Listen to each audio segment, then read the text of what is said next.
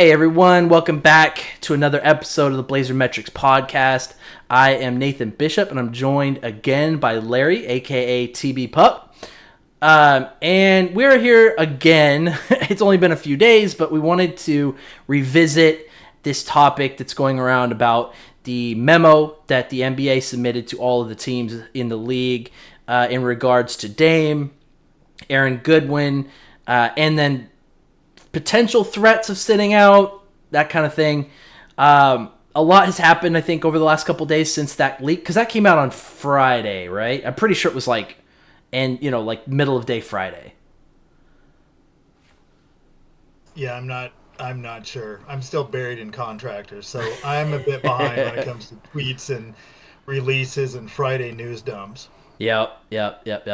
So this is going to be a short podcast. We only have about 30 minutes, but what we're going to cover is we found out that, because during that podcast, we mistakenly said, like, oh, no, the NBA can't veto. I don't know if they would, but we said they probably can't veto a trade because the only time that I've ever heard of that happening was when the Hornets traded Chris Paul to the Lakers and David Stern stepped in and vetoed it. And at the time, the NBA was in control of the Hornets, so it kind of made sense. But we're going to talk a little bit about that. We found out that Adam Silver can veto. We're also going to talk about a tweet that came out from Shams today about a potential framework of what a deal would look like with the Heat, as well as a Barry Jackson tweet that, we love Barry Jackson. Barry Jackson's our favorite writer in the Miami area. Huge fan. The gift that keeps on giving. Oh, I remember what else I was going to talk about, Larry. I wanted to bring up the Henry Abbott tweet. Did you see that? I did not. Oh, I'm going to have to try to find it. Henry Abbott had a really interesting tweet. And then also, I want to talk to you about, and we might not have time, so this might have to be another discussion, but are the Blazers trying to still keep Damian Lillard? And I don't want to get into that yet. That's the final topic. You look for the Henry Abbott tweet. I'll just say that we're on day 31 of teams lining up for Tyler Hero. So the line is so big it must be taking a long time for the Heat to, siphon through all these massive offers that they're getting for him because he's such an incredible player. Yeah, that's what I've been told. That Tyler Hero is that amazing. So. Well, I mean, he's right. Joking, but a little bit. But if he's worth that much, I'm still waiting for where the offers are. Where are teams offering anything that would be of interest to Portland if Miami is legitimately trying to put together an offer? Okay, I found it. Okay, so first, if people are not aware, which I can't imagine that there's still people who haven't heard about this memo, but I want to quickly read the memo and then we'll go into what we know about it. So here's what the memo said. Recent media reports stated that Damian Lillard's agent, Aaron Goodwin, called multiple NBA teams to warn them against trading for Lillard because Lillard's only desired trade destination is Miami. Goodwin also made public comments indicating that Lillard would not fully perform the services called for under his player contract if traded to another team. We interviewed Goodwin and Lillard and also spoke with several NBA teams to whom Goodwin spoke. Goodwin denied stating or indicating to any team that Lillard would refuse to play for them.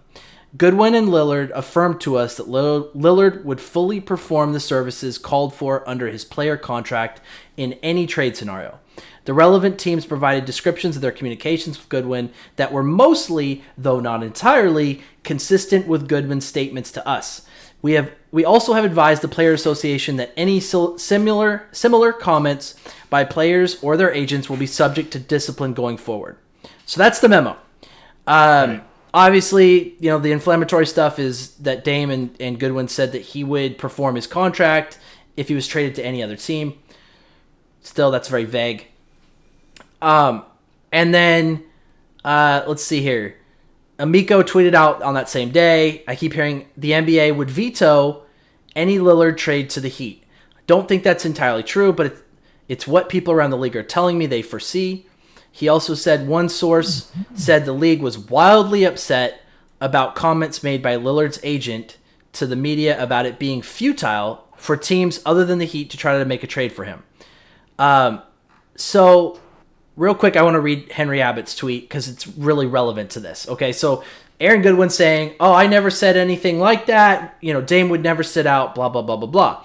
Henry Abbott tweeted out, "And so the threat is to not play the James Harden model, which is, the fat suit.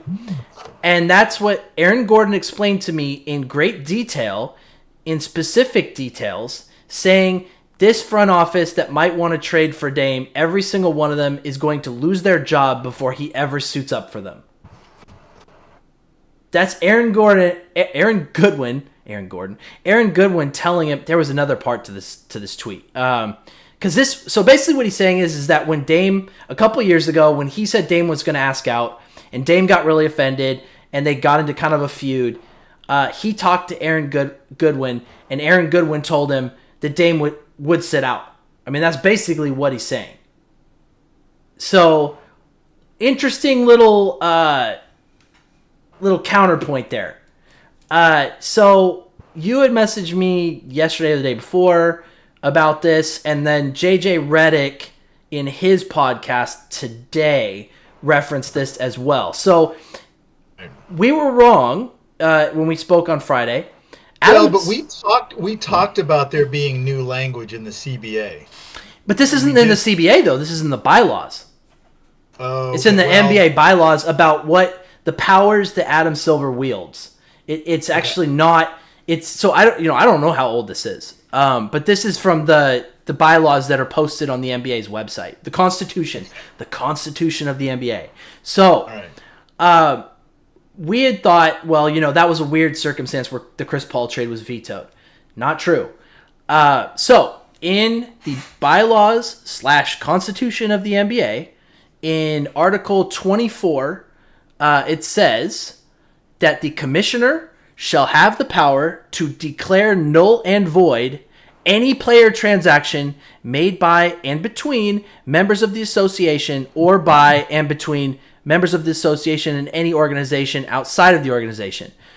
It's extremely vague. We mentioned about the NFL having something like that too, where the commissioner has some pretty broad-ranging, vague powers for things that are for the good of the league or taking care of things that aren't for the good of the league. And it's pretty broad, and he's the judge, jury, and executioner of that. And the owners have given him that power. So that this is in there is not overly surprising. It exists in other leagues. I'm glad it exists. And listen, Aaron Goodwin caught with his pants down. He said things, he gave interviews, and if he didn't directly say some things, he certainly intimated and implied that his client would do certain things, and Dame let him do that. I mean, that's done with Dame's either express or implied permission as his agent. So I talked to somebody yesterday about for Dame to maybe regain faith. Does he fire Goodwin? Which other big time players have done? Goodwin has lost some big time players, and does Dame back away from this? To save some of his brand. I don't know. Maybe he doesn't feel like it's hurt. Maybe he doesn't feel like it's a big deal. But does he back away from this? Because has there been another instance where this rule or anything like it in the past has been so specifically addressed? Yeah. And it's not because of no reason. I mean, when they put out that, and I'm paraphrasing here, that much of what Goodwin said was what he had denied, or what he denied saying, that most of that was true, but not all of it. And I believe that not all of it was they found enough, and there was enough people that said, nah, he said this, and then enough that made the rounds to enough GMs or owners that Silver decided he had to come out and take a stand and make a statement. And we talked a little bit about how much effect that would actually have, but I think that the way that they worded that leaves room for some fairly easy interpretation, might not be absolutely correct, but you would think that they investigated and found out that he did exactly what we all believed was being said, what we heard was being said, what interviewers were saying he said, and then him saying he didn't. And much, well, you kind of did. I mean, who's that from? Saturday Night Live guy. Anyhow, so good that they did. I'm glad that the bylaw is there to prevent this, because it's not good for the league. It's not good for teams. It's not you don't want this as a precedent, especially with somebody with that many years left on their contract and that much money. That much, yeah. So I actually found the whole thing. So I forgot. Wasn't actually a tweet. Somebody transcribed from Henry Abbott's most recent podcast, which I'm gonna have to check out because I haven't listened to it yet. But here's the entire thing. 2 years ago, I asked Aaron what Dame's leverage was. He was a very much under contract star, and they were considering demanding a trade at that time. There was a lot of tension, and they tried to use that leverage to get them to upgrade the roster in Portland. And so I asked, what is his leverage? He's just going to have to play to make his money, right? And Aaron said, are you effing kidding me? You really don't know? And so the threat is to not play. This is where the rest of it. The James Harden model. And that's what Aaron Goodwin explained to me in great detail, in specific details, saying this front office that might want to trade for Dame, every single one of them is going to lose their job before he ever suits up there.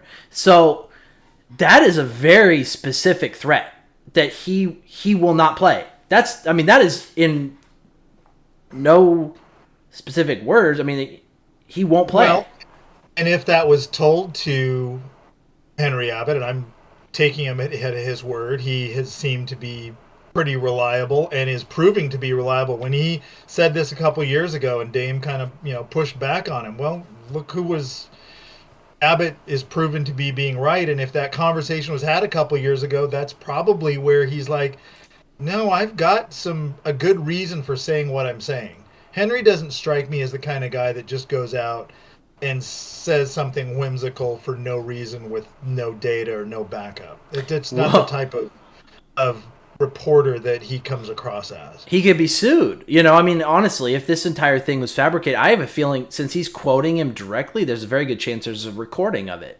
But this is the difference. This is what's funny to me is the Miami media and their fans. Well, why is this any different than James Harden? Or why is this any different than Anthony Davis or Paul George? Their agents weren't going around talking to the media. It's right. Just... Their agents weren't giving direct quotes in interviews. And listen, Anthony Davis his agent got fined. I mean, there was a fine there. Now, with what Harden's doing, it's pretty widely known, I think, that he would like to go to the Clippers. Whether that happens or not, a lot of guys where they would like to go. Donovan Mitchell, we all knew he wanted to go to the Knicks. Kawhi Leonard wanted to go to L.A. It's not where they ended up. People knew that was the case, but their agent wasn't coming out on a barnstorming media tour, basically telling anyone who would listen that it was one team and one team only, and he wouldn't play for someone else, or he would be unhappy. Well, the implication there is not happy, wouldn't play, which I never believed was true, but he's still throwing that out there, dampening the trade market. So, yeah. Again, if Dame were to let him go and just say, hey, this is not the way that I wanted this to work out.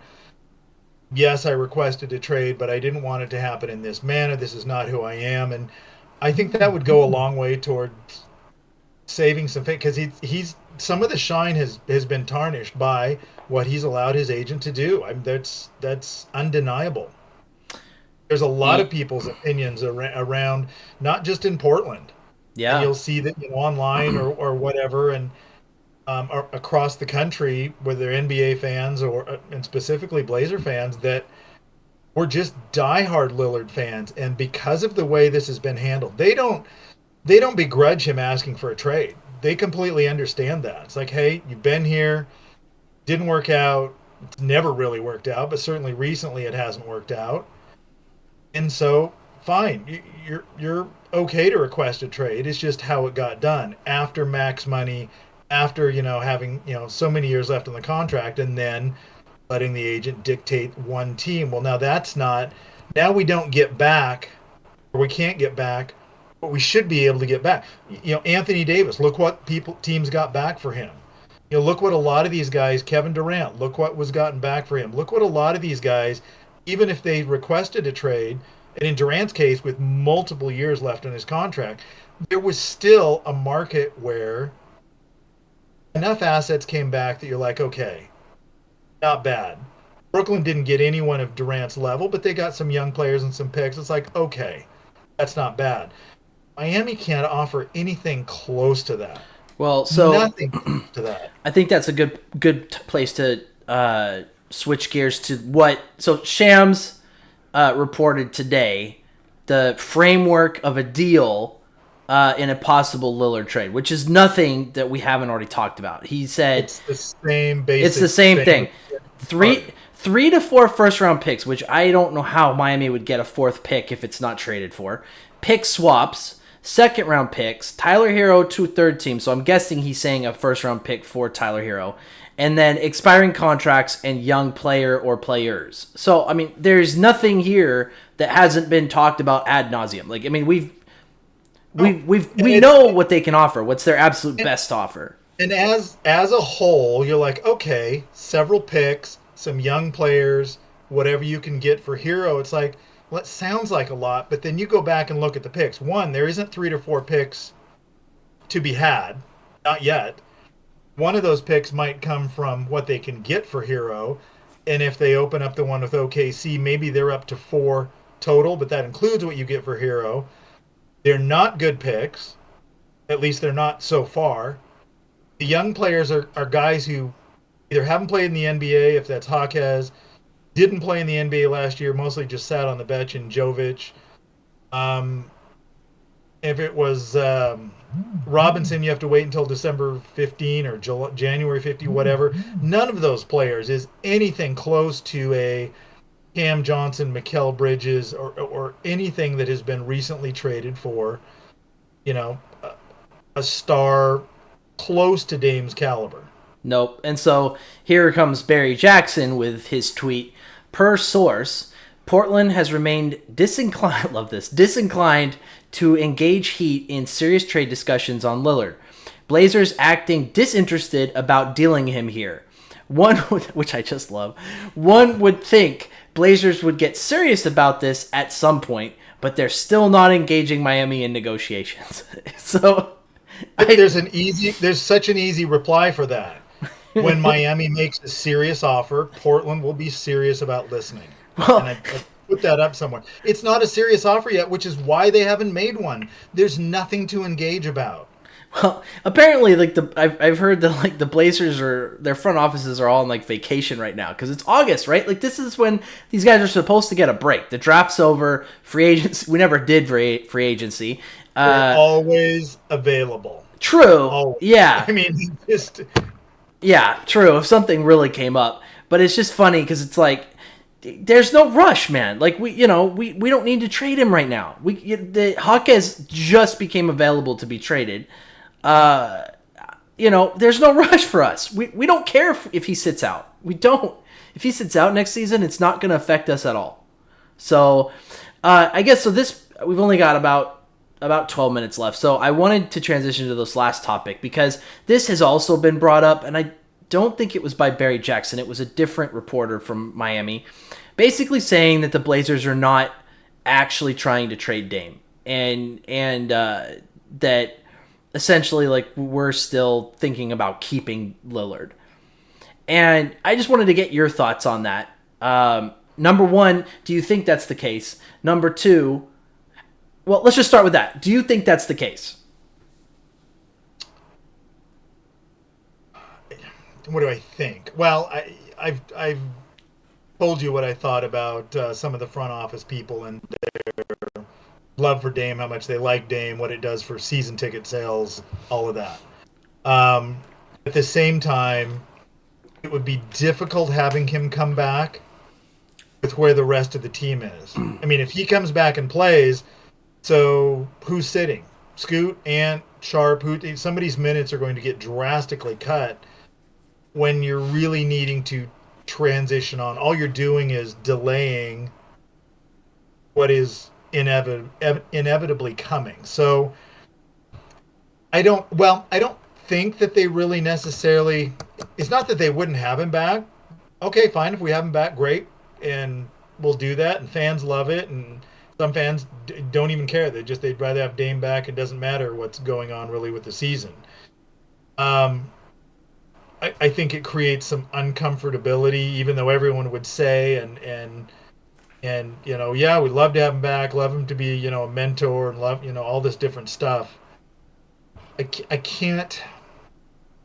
He's going to have to be moved sometime. So he's here for how long? A month or two, or till the trade deadline in February until he's moved out. Okay, waiting for, or until next summer. Now he's just a year older. I mean, nothing would have happened. Portland's certainly not going to be a contender, competitive. What's competitive mean? Are they competitive for a playoff spot? Maybe. Probably not. I mean, honestly, we were really struggling even when we were healthy, other than that great run at the start. But so there's a couple of things. There's a couple of things that I don't see it, right? I think, number one, they've cleared now because they also cut Williams. Was it Gina? Right. So we have down to three. 12, Yeah, we have 3 open spots. We have to fill those. Like, we have to fill them. So we have to fill at least 2. Yeah. So we have 3 open spots that we're just keeping open. So it would seem like you're preparing for more players coming in than are going out. Yes. And then also they recently put out season ticket advertisements that said, like, turning the page, or I mean, why would they do that? Like, if they were really no, we're going to keep Dame. That, I mean, first of all, I don't understand why they used Chris Murray, but they put out Chris Murray. One that had Chris Murray, and then one that had Ant, Shaden, Grant, and Nurkic, and no Scoot. Yeah, which is really kind of that one. Really, weird. I'm like, huh? That's kind of weird. Like, you think that would be like Scoot's yet to be on any of the preseason things that I've seen. Now, I'm sure I haven't seen them all. I've seen 2, and Scoot's a minus. He was the one guy that would be in the starting lineup if Dame's gone that wasn't there. And then the next one was one of the rookies, and it wasn't him. All right. It's very weird. It's very weird. Yeah, I thought the same thing. I was like, why would you use Chris Murray out of all, So I think that's strange. So it's almost like they're keeping their options open. They're not really showing Dame, but they're also not showing Scoot. So it's like, maybe if something popped up, they would still keep Dame. Like, if, like, for some reason Embiid became available and they made the trade, which I would think Dame would stick around if that happened. But it's very strange. It's like I can't rule it out completely that the Blazers are trying to keep Dame, because there's still some kind of weird tea leaves out there that are like, okay, well, why are they doing that? That doesn't make sense. So, well, now, is it possible you're putting a little too much faith in the Blazer front office to actually make good decisions? Well, there's that, but you would just think, I actually really like Dwayne Hankins. It's Dwayne Hankins, right? The president. Well, yeah, there's some that I like, but in terms of, it ends up getting back to Cold and Jody. That's where that's the part that makes me just nervous as hell. Yeah, but I don't know. That's very strange. So you would think, though, that would be a Dwayne choice, about how they were planning on advertising to season ticket holders. So, I don't know. I can't rule it out entirely that the Blazers are still trying to keep him. But at the same time, they haven't signed any free agents other than their own. They kept their free agents. And they've let a bunch of people go. Watford and Knox and Reddish and now Williams and Eubanks, Eubanks. I mean, they've let. which is fine. I mean, Yeah, none of those guys are anything, but I mean, yeah, Eubanks is a local favorite, but in terms of him, he just played his heart out. But 6'8.5" center, I don't. What you're fighting an uphill battle. yeah, Sisyphus all day long. yeah. So I don't know. It'll be interesting if nothing has happened and there hasn't been any substantial talks by like, let's say like mid-September. When does training camp start? It's in September, right? I think so. Because the preseason's in you have October, right? Games at the end. Yeah, you have games in October, at least preseason. If not, sometimes you even have a game on like the last day of October. Sometimes I think. Yeah, I'm curious. I want to look. So it's getting pretty close. yeah, if he's still on the roster, come, let's see. NBA training camps open October 3rd. Okay. Preseason games begin October 5th. That's not very much time. Jeez. That can't be right. First level date. Two practices in a game? Okay. September 30th, training camps open for all teams participating in preseason games outside North America. Okay. Is that us with our game against New Zealand? I don't think so. Well, so Dallas plays Minnesota in Abu Dhabi. That'll be a barn burner. Atlanta Hawks and the Magic are in Mexico City. Nets and Cavs are in Paris, but that's not till January. That's a league game. Yeah, that's a league game, and also the Mexico City game's in November, so that's also a regular season game. But the Mavs and Timberwolves is in preseason. So, but it's, I mean, according to this, it looks like it's a pretty short training camp. But anyway, beginning of October, end of September, and yeah, and teams will have unofficial OTAs or whatever, UTAs, I guess. Players are at the gym. Well, notoriously, the Blazers have been early because Dame gets in there and has been a great leader for that and getting guys into the gym, and so we'll see how they report, how they're in shape. Hey, Nurk's in great shape because he lost weight for his wedding. So yeah, he's very in better shape. Very svelte. So yeah, I would say if Dame has not been dealt by late September, I would think things are going to start getting weird. It's going to be awkward. I would even say like mid-September. If he comes back and he's on the roster to start the season, do you play him? Because if you play him and he gets injured, yeah, you're screwed. Yeah, that's the problem. And really, he can't help his value, right? Like what's Dame going to do to become more valuable? I mean, average 50. I mean, honestly, let's be realistic. He put up 32 a game last season. Like, he's got nothing else to prove. So all that can really happen is get hurt. I just don't see it. So, I mean, if I had to guess, if I was going to look into my crystal ball, I think probably in the next couple weeks, something's going to get worked out. Unless another team comes in with a massively better offer, I think we probably take the Heat offer if they put everything on the table. And really, that's probably what this is all about. It's probably about Miami being stingy with the crap that they have. Which is unbelievable. I mean, we don't want to throw in, whoever, pick a name, Caleb Martin for Dame. It's like, really? Dame makes you an instant favorite. Contender, last year you got some breaks or whatever, and credit where credit is due, they got to the finals, but you're lucky it wasn't a complete sweep. It was for one quarter that would have been a sweep. So it's a gentleman's sweep. Fine. A lot of breaks, and you got to repeat that. And Jimmy's older, and okay. Dame puts you at the front of that line And it's like, well, we don't want to include this player, or we don't want to throw in Jovic. It's like, are you kidding me? How Yeah. many minutes a game did he play last year? And you don't want to include that guy?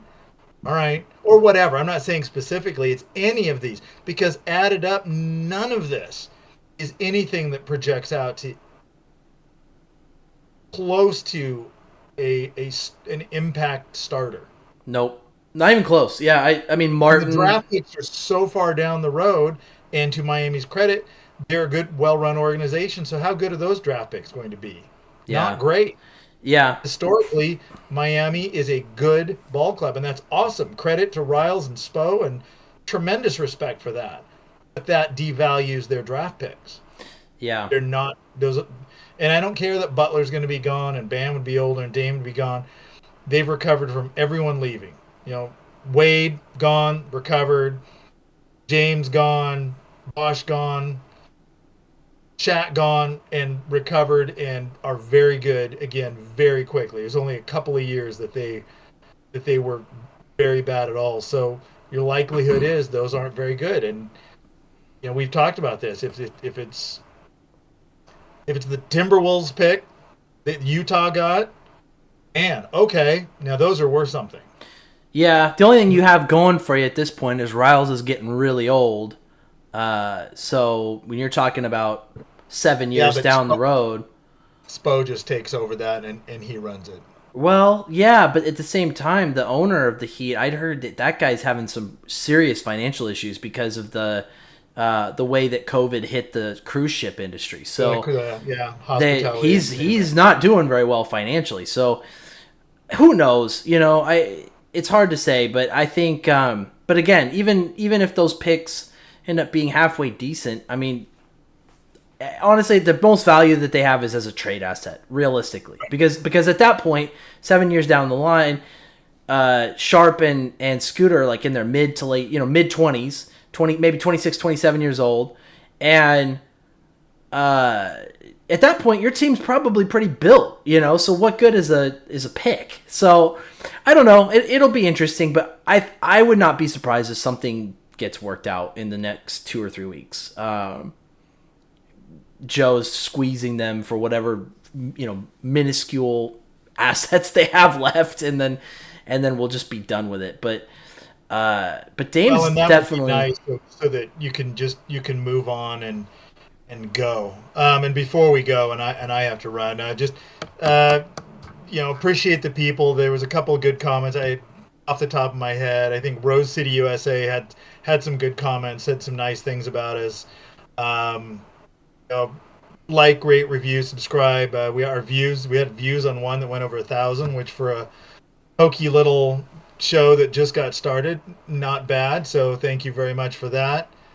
And I mean, this is fun going forward. Obviously, it's a slow time of year, but this is our team. We're wanting anything that can happen to help us, get us better down the road, or even a proper rebuild. What if Dame's gone?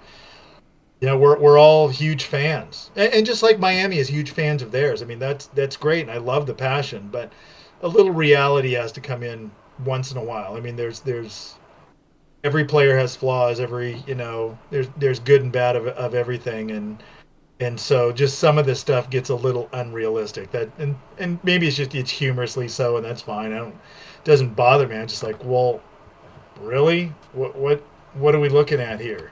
Top 75 player versus some swaps and some second round picks and nothing to get excited about. That's for sure. And almost the next decade. And all right, yeah, it's just not a lot.